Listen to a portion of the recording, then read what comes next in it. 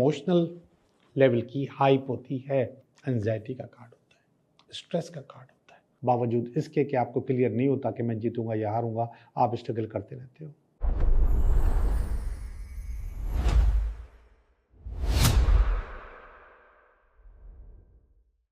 Hello दोस्तों, मैं हूं Liaquat Jogi, Karachi based tarot card reader and palmist, और आप देख रहे हैं मेरा चैनल टैरो बाय जोगी। मैं उम्मीद करता हूं कि आप बिल्कुल अच्छे होंगे, बेहतर होंगे, आलीशान होंगे। आमतौर पे मेरे पास जो लोग आते हैं, उन लोगों में अक्सर एक जुमला इस्तेमाल करते हैं वो लोग कि मेरी नींदें हराम हैं। बिल्कुल होती हैं। हर इंसान की जो नींद है उसके अपने टाइम के हिसाब से हराम होती है। अब मैं बता दूं, पहले तो मैं अपना बता दूं। मैं जब सोता हूं, बेड पे जाता हूं, तो अगले 2, 4, 5 मिनट के अंदर अंदर मुझे नींद आ जाती है। रात में 1 या 2 दफ़ा हल्की सी आंख खुलती है। मैं चाहूं तो उठूं, मैं न चाहूं तो ना उठूं। मगर उसमें नींद हराम वाली कहानी नहीं होती। कुछ अर्सा 2.5-3 साल पहले थी ऐसी बात, अब नहीं है। अब सेट है, अब मेरी नींद हराम नहीं है। लेकिन लोग कहते हैं अक्सर कि मेरी नींदें हराम हैं। तो उनसे मैं सवाल करता हूं कि भाई रात को किस वक्त नींद नहीं आती? तो अक्सर तो यही कहते हैं कि हमें सोने के साथ जब हम सोते हैं तो दूर दूर तक नींद नहीं होती, कोशिश भी करते तो नींद नहीं आती, पता नहीं कब हमें नींद आ जाती है। तो एक छोटा सा ग्राफ बता रहा हूं मैं आपको, एक रात का रिदम बता रहा हूं। उस रिदम को ज़रा गौर से सुनिएगा, लिख लीजिए और अपने आप को मॉनिटर कीजिए कि आप उस रिदम में किस जगह पर आ रहे हैं। जिस जगह पर आपकी वो नींद हराम है, वही जगह आपकी डिस्टर्ब है। आम तौर पे जो नींद नहीं आती स्टार्ट में और घंटों लग जाते हैं, आंखें फटी रहती हैं, बंद भी कर लो तो दिमाग चलता रहता है, वो रात को 9 से 11 है। अगर आपको रात को 9 से 11 बजे नींद नहीं आ रही तो आपका मेंटल इशू है। पक्की पक्की बात कि आपके पास कोई शदीद जहनी परेशानी है, अनसॉल्व चीजें हैं, कोई गुत्थी है जो सुलझ नहीं रही, उलझी रहती है। एक और बात बता दूं, आमतौर पे इसी सोच के दौरान आपकी गुत्थी वहां पर सुलझ भी सकती है, क्योंकि जब नींद नहीं आ रही होती तो आप उसके हल की तरफ जा रहे होते हैं। वो हल आपके दिमाग में ऑलरेडी मौजूद है, वो निकल भी आता है और समझ में भी आ जाती है कि मैं इसको इस तरीके से डील करूंगा तो वो गुत्थी सुलझ जाएगी। तो आपके पास जो नींद नहीं आती 9 से 11, वो आपका मेंटल इशू है। और अगर आपको नींद 11 से 1 बजे के दरमियान नहीं आती, 11 से 1, तो ये इमोशनल इशू है। मेंटल इशू में कोई भी इशू हो सकता है, खासतौर पे इसमें कारोबारी काम, पैसे का लेन देन, इस किस्म की चीज़ होती है। कैसे दूंगा, कैसे नहीं दूंगा, कैसे होगा, कैसे नहीं होगा, इस किस्म का। इमोशनल इशू का मकसद कि आपके पास इमोशनली कहीं ना कहीं आप डिस्टर्ब हैं, जिसमें आपके जो पर्सनल इश्यूज हैं वो भी आ जाते हैं। बेवफाइयाँ भी इसी में आती हैं, इमोशनली आप सेट नहीं होते। तो वो टाइम होता है 11 से 1। पहले वाले जो इशू में मैंने आपको बताया था कि आपके पास आपके मसाइल का हल हो जाता है या कोई चीज़ निकल आती है। दूसरा वाला जो इशू है, इसमें आपके मसाइल का हल आपको नहीं मिलता, बल्कि आपकी परेशानी बढ़ती है, कम नहीं होती। रात को अगर 1 से लेकर 3 बजे तक नींद नहीं आती तो ये एंगर का इशू है। और ये बहुत आसान है। आप एंगर मैनेजमेंट करें, अपने आप को कंट्रोल करें। आपके पास लेट गो नहीं होता, आप चीज़ों को भूलते नहीं हो, आप माफ़ नहीं करते, आप पीछे पड़े रहते हो, आप जान ले लेते हो। आप लोगों की क्या जान लोगे, आप अपनी जान ले रहे होते हो।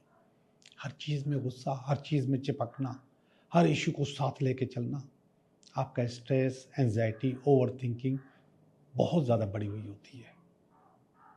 और वो टाइम मैंने आपको बताया रात को 1 बजे से 3 बजे तक। हाँ, एक और चीज़ भी, अगर आप सोए हुए और आपने आँख खुल गई है और आपका टाइम 1 से 3 है तो समझे कि एंगर इशू है। पहले वाले में मैंने कहा कि गुत्थी कहीं ना कहीं से कोई ना कोई रास्ता मिल जाता है। दूसरे वाले में मैंने आपको बताया कि इसका कोई हल नहीं, ये आपको ख़राब करता है और डिस्टर्ब करता है। तीसरे वाले में मैं आपको बता रहा हूँ कि आप एंगर मैनेजमेंट अपने तौर पे कर सकते हैं, इसको रोक सकते हैं, इसको कंट्रोल कर सकते हैं। आप यूट्यूब पे जाइए, आपको एंगर मैनेजमेंट की बहुत सारी एक्सरसाइज मिल जाएंगी। लेकिन बहुत आसान चीज़ बताऊं, बहुत आसान, लेट गो करें, चीज़ों को छोड़ दें, भूल जाएं, माफ़ कर दें, माफ़ करना सीखें। आपकी चीज़ें खुद ब खुद सही होती चली जाएंगी, खुद ब खुद बेहतर होती चली जाएंगी, आपकी ज़िंदगी अच्छी हो जाएगी, आपकी नींद बहुत आलीशान हो जाएगी। और अगर रात को 3 से 5 बजे तक नींद नहीं आती तो ये आपका बिहेवियरल इशू है। इस इशू को भी आप खुद सही कर सकते हैं, अपने बिहेवियर को सही करके, उसको कंट्रोल करके, उसको रोक के खुद कर सकते हैं। पहले वाला भी मैंने पहले वाले से मुराद इसके ऊपर वाला एंगर वाला और भी बताया कि आप खुद कर सकते हैं, ये भी आप खुद कर सकते हैं। क्योंकि आप अपना बिहेवियर खुद डिज़ाइन करते हो, खुद बनाते हो। चीख के बात कर लेना या हंस के बात कर लेना, यह आपकी अपनी डिज़ाइन की हुई चीज़ है। अब उसके ऊपर अगर आप हर आदमी से, हर चीज बंदे से हर वक्त लड़ते रहोगे, अपने मुलाजमीन के साथ भी, अपने पार्टनर्स के साथ भी, अपने बच्चों के साथ भी, अपनी मोहब्बत और प्यार के साथ भी, तो ये आपका बिहेवियर है, जिसको आप खुद ही कंट्रोल कर सकते हो, जिसको बेहतर कर सकते हो। और अगर 5 बजे से 7 बजे तक सुबह को नींद नहीं आती तो ये साइकोलॉजिकल इशू है। ये ऊपर वाले इश्यूज की तरह इसको भी आप खुद भी ट्रीट कर सकते हो। और अगर ट्रीट नहीं करोगे खुद तो आपको किसी और से ट्रीट करवाना पड़ेगा, आपको साइकोलॉजिस्ट को दिखाना पड़ेगा। लेकिन ये सारे के सारे काम आप खुद कर सकते हो। आज की दुनिया में कोई भी चीज़ नामुमकिन नहीं है। सिर्फ एक बटन दबाओ और अपनी यूनिवर्सिटी में चले जाओ यूट्यूब की, और वहाँ से जो दिल चाहे निकालो और उस पर काम करो। सिर्फ वीडियो नहीं देखनी, उस पर काम करो। आपके ये सारे इश्यूज सही हो सकते हैं, सारे इश्यूज बेहतर हो सकते हैं, सारी चीज़ें अच्छी हो सकती हैं।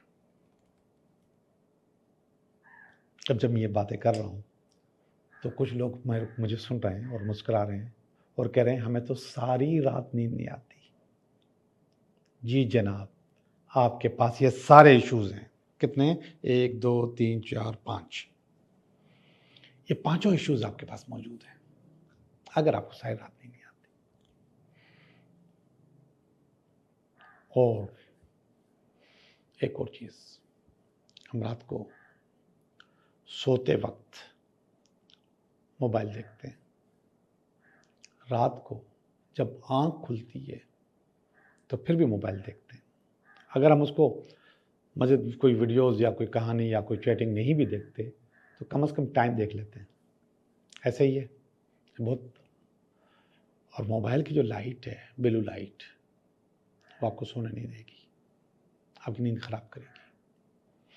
इसलिए सोने से 1 घंटा पहले मोबाइल देख लें और उसके बाद या तो उसको ऑफ कर दें, साइलेंट कर दें, और अपने पास अपने कमरे में छोटा वॉल क्लॉक वॉल क्लॉक नहीं, सॉरी, टेबल क्लॉक, छोटा। ये भी मैं बता दूं, बेडरूम में वॉल क्लॉक, दीवार पे लगा हुआ वॉल क्लॉक आपको नहीं सोने देता। आपके लिविंग रूम में जो अगर वॉल क्लॉक लगा हुआ है तो वो बेहतरीन है। कमरे के अंदर आपके पास टेबल क्लॉक होना चाहिए, छोटा, जो आपको सोने भी देगा ना। और रात को अगर आप उठ के अपना टाइम भी देखना चाहें तो मोबाइल नहीं उठाएंगे आप, उसी में देख लेंगे। अलार्म क्लॉक वगैरह भी उसमें आप सेट कर सकते हैं। जो वॉल क्लॉक है आपका बेडरूम में छोटा होना चाहिए। बेडरूम में टीवी नहीं होनी चाहिए, कंप्यूटर नहीं होना चाहिए। अल्ट्रा वायलेट रेज आपको सोने नहीं देती। कंप्यूटर में, टीवी में और मोबाइल में ये होती हैं। मगर कुछ लोगों की मजबूरी है कि वो इनके बगैर रह नहीं सकते, काम कर रहे होते हैं। बहुत सारे लोग आजकल काम कर रहे होते हैं। तो अल्ट्रा वायलेट रेजेस को कम करने के लिए आपको अपने कमरे में सॉल्ट लैंप जलाना चाहिए। हिमालयन सॉल्ट लैंप आराम से मिल जाते हैं। वो सॉल्ट लैंप लें और उसको ऑन रखें। वो आपको नाइट लैंप की तरह भी काम करेगा। अच्छा, उसके नाइट लैंप भी आ रहे हैं कि आप स्विच में लगा लें, छोटा सा सॉल्ट लैंप होता है, बड़े वाले भी आते हैं। तो वो नाइट लैंप के तौर पे आपका काम करता है और आपकी अल्ट्रा वायलेट रेजेस जो आपको डिस्टर्ब करती हैं आपके दिमाग को, उनको भी किल करता है, उनको भी ख़त्म करता है और आपको नींद की तरफ लेकर आता है। ये दूसरी भी और नेगेटिविटीज़ भी कम करता है। आपके कमरे में अगर हशरात हैं, जरासीम में कोई चीज़ है ये वो, तो उससे भी उसको क्लीन करता है।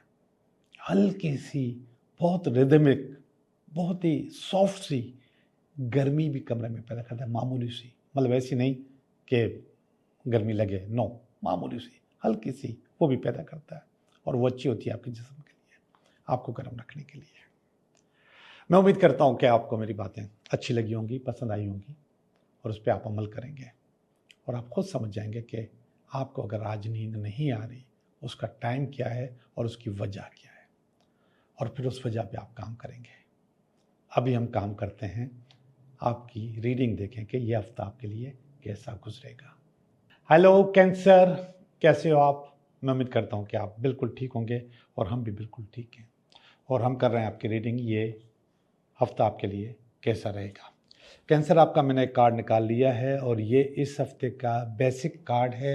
ये इस हफ्ते में अगर कोई रुकावट हुई तो उसका कार्ड है और ये इसकी बेस है। ये इसका पास्ट है, ये इसका प्रेजेंट है, ये इसका फ्यूचर है, नियर फ्यूचर। ये आप हो, ये आपकी फीलिंग है, ये आपकी फीलिंग नहीं है, आपकी फैमिली की फीलिंग है, ये आपकी उम्मीदें हैं और ये अल्टीमेट वीकेंड। कैंसर, अच्छे कार्ड आपके लिए। सिर्फ एक कार्ड मुझे नेगेटिव नज़र आ रहा है, बाकी सारे कार्ड अच्छे हैं। पहला वाला जो कार्ड है वो स्ट्रेंथ का कार्ड है, पावर का कार्ड है, ताकत का कार्ड है, ये वाला।